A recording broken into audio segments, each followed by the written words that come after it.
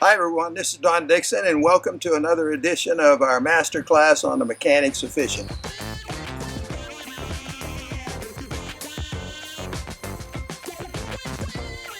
So, I want to ask you a question. I'm going to pose a question to you.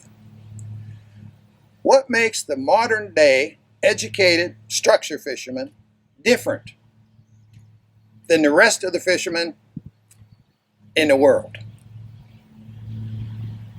I'm going to tell you. Here's the difference.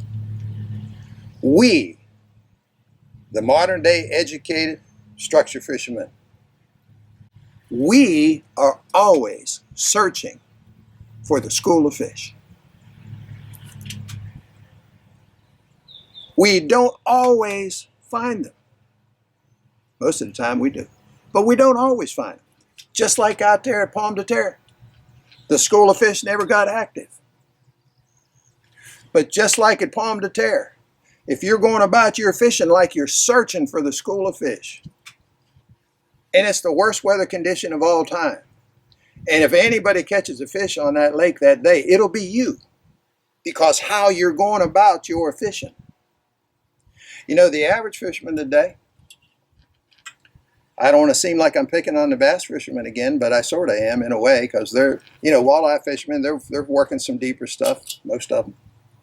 But the bass guys seem to just be locked into fishing those shallow weeds and reeds and stick-ups and stomps and casting the shallows, casting stuff they can see. And when they look out there in the middle of this lake, like out here, all they can see is water. They don't see any targets to throw to out there, so they don't go. But yet that's where the fish are. But they spend most of their time casting the shallows. What they're doing in reality is they're looking for a straggler fish. They're looking to catch one fish or possibly two fish in a stretch of water. And after they do that, they crank that engine up and 75 mile an hour to another spot looking for one fish. And if they don't get any fish at that spot, they'll crank that engine and race somewhere else. Spend a day racing around the lake trying to catch one fish, looking for a straggler fish, and they hope by the end of the day that they've accumulated 6 fish or a limit of fish. They're never looking for the school of fish. They're looking for individual single fish, because that's all that's in the shallows 95% of the season. They're only there during the spawn and very late fall. The rest of the entire fishing season, they're out there in deep water. They're not in here at the shallow stuff. So that's the difference. You and I, as educated structure fishermen, we're searching for the school of fish. And when you find them, you catch 30, 35 fish on one movement of fish. You have 2 guys in a boat. You catch 20 fish in 15 minutes on a movement of fish, because you were searching for the school of fish and you found them. That's the difference. But when we don't find them, I promise you, you'll have more stragglers in the boat than anybody casting the shallows all day. You'll end up out there in deep water with more straggler fish, a bigger stringer, than the guy casting the shallows. I can guarantee it. So, with that being said, people ask, what knowledge? This knowledge, folks, this knowledge. Golf had its Ben Hogan. Had a bunch of other heroes since then. It set a lot of records with new equipment, and there's a lot of reasons for it. And most modern day golfers are in way better shape. They go to the gym. Everybody's in the gym 5 days a week. Some 6, some days, some 7. And they're athletic specimens today that are playing the game. Wasn't always that way. But there are some people who were the pioneers of that sport. And they had it right. Ben Hogan had it right. Let's face it. And I don't think anybody will ever argue that. Anybody that's on the PGA Tour, I don't think they'll ever argue that. And in fishing, why should fishing be any different? That's my question. I don't understand. Buck has come along, the Ben Hogan, the Bobby Jones, Ben Hogan, Tiger Woods, I don't care who you name, Jordan Spieth, the new guys. They've come along. Dustin Johnson, don't want to leave him out, he's #1 in the world right now. At any rate, those guys have all come along. There's heroes in the game, but when it comes to fishing, nobody even talks about education. They'll listen to somebody on TV talking about how it had to be orange and green, You know, that it had to be a double blade instead of a single blade, and you know, all kind of nonsense about a lure. That's about all you ever hear. Nobody talks about the real knowledge of a fish. And in my case, when I started with Buck, he said, here's what you have to learn about. Here's our world of knowledge that we have to learn. The basic movements of fish. The fact that they move about in the lake, how they move on a daily basis, how they move on a seasonal basis. We have to learn that. That's for starters. Secondly, we have to be able to identify structure. The bottom of the lake that's different in some respects from the surrounding bottom area that the fish use on their movements and migrations throughout a lake or a river. Once we learn about structure, we got to learn how far they go when they do move, and how long they stay is completely dependent upon the weather and the water conditions. So we have to learn what weather and water conditions. We have to learn all about the water. We have to learn all about weather so that we can have this knowledge up here when we go out and go fishing for a day. Today's a good weather condition, by the way. I love to be fishing. Instead, I'm here telling you about it. So I hope you appreciate it. At any rate, because I'm not getting paid. But at any rate, here we go. After we learn about the weather and water, then we got to figure out, okay, all these different lake types, whether it's a natural lake, stream fed or landlocked, or whether it's a Great Lakes, a big glacier lake, or whether it's a reservoir, whether it's a lowland, highland, flatland, and all the different varieties of those reservoirs, whether it's a river, tidal basin, slough, whatever it is. We have to learn about all of the different lake types and learn what we can expect in each and every one of those. You were with me when we studied structure. Flatland, we talked about a Flatland 2 reservoir where two-sided bar. We talked about man-made structure being the key. We just got done talking about a highland reservoir, winning a tournament. We had to go to the headwaters. Why? Because we understood about lake types. We knew what we needed to do and where we needed to go within that lake or reservoir before we launched our boat through our knowledge, through Buck's knowledge that he taught us. So after we talk about lake types and we establish where all of the fish are out here and become really knowledgeable about that, then we had to learn what we had to control in our fishing to actually catch the fish. We can find them, we can get to them, but now how do we catch them? And that's what we started studying over the last few days. We're studying the mechanics of fishing, which includes the controls. We have to identify what we're trying to control, and we've eliminated it down to really depth and speed. We started with 5 and we ended up with 2. And once we learn that, which I'm hoping to put an end to right with these stories with depth control, once we're really familiar with all of that and the importance of it, then we have to move from there. Well, how are we going to control that depth and speed? We know we have to, but how are we going to do it? Well, in order to know how to control depth and speed, we're going to have to talk about what fishing gear we need. And again, I want to bring this up right here. We're going to be talking about it over in the next couple of weeks, talking about tools, the tools that we use to actually go out and catch fish. Which ones are good and which ones aren't so good for what we need to do. If we know we establish we need to control depth and speed, the next question, what do we have to use in order to do that?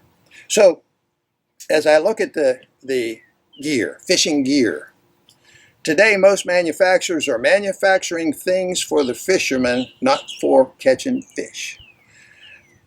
Two different things. But you and I, as educated fishermen, we know we've got to control depth and speed. What's the best equipment to allow us to do that? We're going to be talking about that over the next couple of weeks. And we refer to it as the tools in fishing. And just like golf, let's go back to golf for a minute. If you want to be a scratch golfer, you can't go out there on the practice tee with a spinning rod. Not going to work. You need the right tools. You need, if you want to be a scratch golfer, you need 14 clubs in your bag. You need clubs. And you need some balls. You got to go out to the practice range and so on and so forth. So we got to have the right tools to do the job. I think I alluded to that the last time we talked, but we got to have the right tools. So I'm going to be talking about that. So once we learn what tools allow us to control the depth and speed, then we got to talk about casting and trolling, which are the two legal ways that we can present lures. Which is best? How is the best way to do it? How do we know which one is called for? Like, it just so happened that our muskie story, trolling was called for a bunch of reasons, which I explained already. Won't go back over them. So we have to identify all of that. So we have our tools and controls, we have our presentation of lures, and then we start getting really into the really important stuff, where Buck says you sort of separate, without being sexist, we separate the men from the boys. And that is in the area of map and interpretation. How to map and interpret structure so that you can identify the exact spot where the fish are going to be. See, when I found that back in 1978, when I found that sharper break up there in that reservoir, Pomme de Terre, with the good watercolor, found that sharper break, I knew I was the best chance I was going to have to catch fish, especially with the weather. Sure enough, it produced 4 fish. Now, under good weather, I don't know, maybe we would have caught 25 or 30. But it did produce 4 fish. So it was because of our map and interpretation that we ended up at that exact spot and kept hitting that same spot over and over and over for 2 days. Map and interpretation. So all of those things that I just mentioned, that's the knowledge that you need to equip yourself with if you really want to catch fish, if you really want to become a good fisherman. First, you got to get the knowledge. And you get it right here. Like Buck says, we got the knowledge. You can have it. You can have it for about half the price of a reel today. You can have all those 60, 70 years of experience. And I'm not selling them. Buck Baits is selling them. So if you're serious, you need to start reading. That's the start. And then you need to put it out there on the water. And hopefully what I'm doing, these vlogs, hopefully I'll be able to explain some things that he says in the material that maybe seem a little complicated and sort of simplify it down so that we can actually take it out there on the water and start catching fish. Okay, so what I'm going to do, since I've run out of time, again, I start talking, I get carried away, and I spend too much time. But at any rate, I do want to give you this other story that's going to help, hopefully, it's going to help you understand what Buck meant when he said, this is what I mean when I say depth control. And the other example I'm going to give you is another tournament that I fished. And Buck was pretty clear back in the day. He wasn't interested in tournaments, and I wasn't either. But he said there's these 2 tournaments. One that allowed trolling, the muskie tournament, which I've already told you about. But a second thing came up in about 1985-ish, 84, 85-ish, somewhere there. Can't remember the exact year, actually. But I got a call personally. Buck didn't get the call. I got the call, and I talked with Buck about it, and he encouraged me to go ahead and fish it. I really didn't want to, but I found out.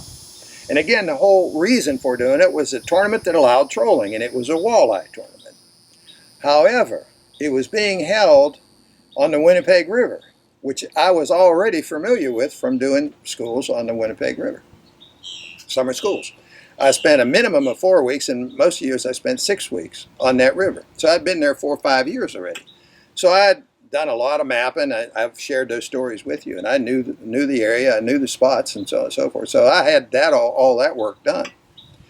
And I wasn't going to fish it because I thought that's sort of unfair. I mean, I've got real knowledge of the spot where they're holding the tournament. But when I got a phone call from the promoters of the tournament, I found out that it was because of what was going on at my schools in the summers for 4 or 5 years, that the Winnipeg River was getting a real blast of popularity and becoming known really as one of the greatest walleye rivers in the world. And it was mainly due to what we were doing at our schools. People were talking, and magazines had covered it. I'd been written up in a few magazines. I didn't do the story about catching these walleyes on the Winnipeg River. Well, I thought it would be a little unfair for me to fish that tournament. But the guy who called me that was promoting this, the group from the United States, they said, listen, we're promoting this deal where it's going to be a pro-am tournament. We're taking amateurs who are dying to fish with some of the professional fishermen And we're allowing them to come and fish this tournament, and each amateur would be assigned to one of the pros.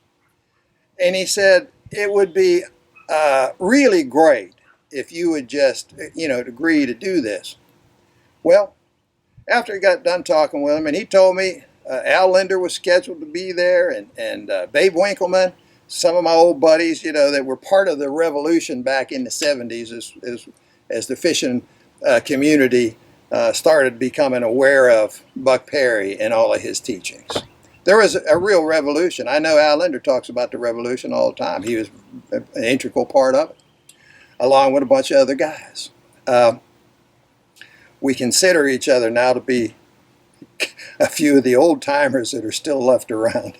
But at any rate, these guys were supposed to be there. Now, as it turned out, Al Linder was a last-minute cancellation, and something had come up, and he was very busy at the time. Something come up, and he didn't come to the tournament. But Babe Winkleman came. In fact, he brought his TV crew up, and a lot of the guys that were centered around fishing facts, and especially with the walleye fishermen, they're more inclined to be fishing a little bit deeper than the bass guys, and they're aware of structure and humps and some of the things that we were talking about. So it wasn't all that unusual to have a bunch of interest in the walleye.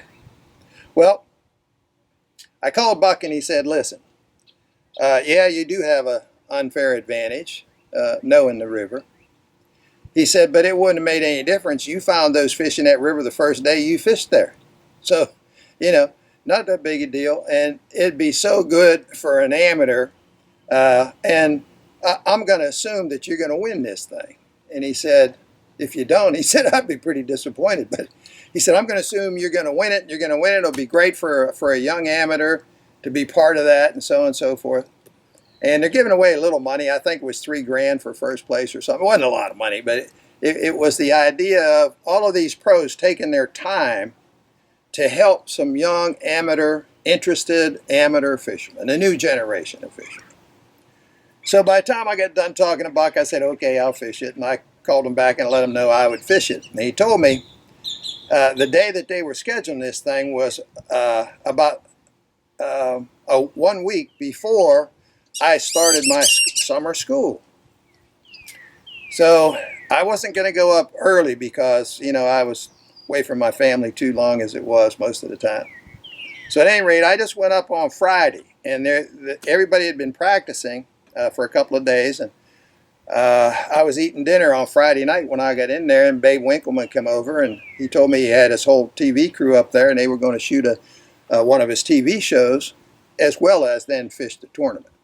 And he sat down, we talked at the dinner table a little bit, and he said he'd been there for three or 4 days, and he hadn't been too successful. They had caught some fish, but they weren't able to film anything, and so I shared something with Babe. I said, listen, I'll tell you right now, I just got in town, but since I have a history here, I can tell you, at this time of year, in this river, most people aren't fishing deep enough. I said, most of the fish I've caught over the last 5 years here have been somewhere between 35 and 60 feet. I said, these fish are deep. So I haven't fished yet. I'm going out tomorrow morning in this tournament, but I said, I can tell you, the fish are deep. If you haven't been catching, you probably haven't been fishing deep enough. So we talked about some other things and just had a good old time, and then we departed, and then the next day the tournament started. So the next time we get together, I'm going to tell you what happened at that tournament, and again, it should be a good close, at least in your mind, I hope it is, as to what we're really talking about when we say depth control and all of the things that are involved.